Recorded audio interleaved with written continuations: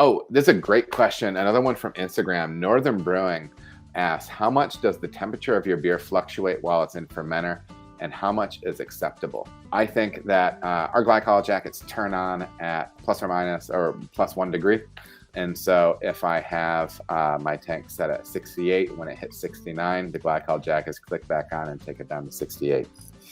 I know not everybody has that level of temperature control. When I was brewing at home, I had a very cold basement, and so I used that as my chiller, and then I put a firm wrap around my fermenter with the temperature control on it, plus or minus 1 degree.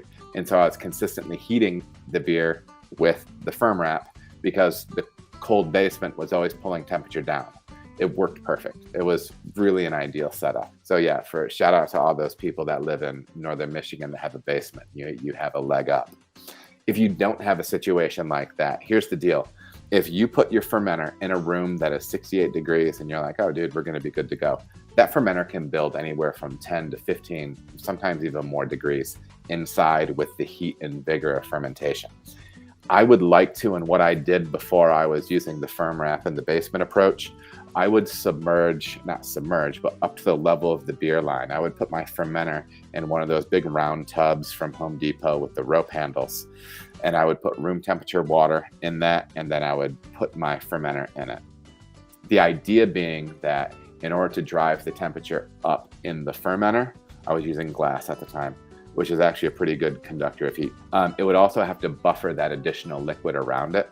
So rather than having a fermentation temperature that just, let's do it, that just spikes fast and then falls off, it would go up, but it would go up in more of a bell curve type range. I don't think you want big swings in fermentation.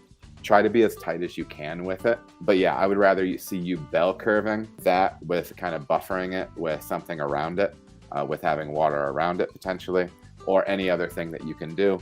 But you don't want big swings. You don't want to be, especially big swings down, telling that yeast it's time to go to sleep. You don't want to be doing that. You want to be keeping it in a steady range. So that's that. All right, everybody, thank you so much for watching. If you feel as if you got any value out of the video, please like and subscribe. There are also other videos that you can watch. They're gonna maybe be over here or over here. Appreciate you watching.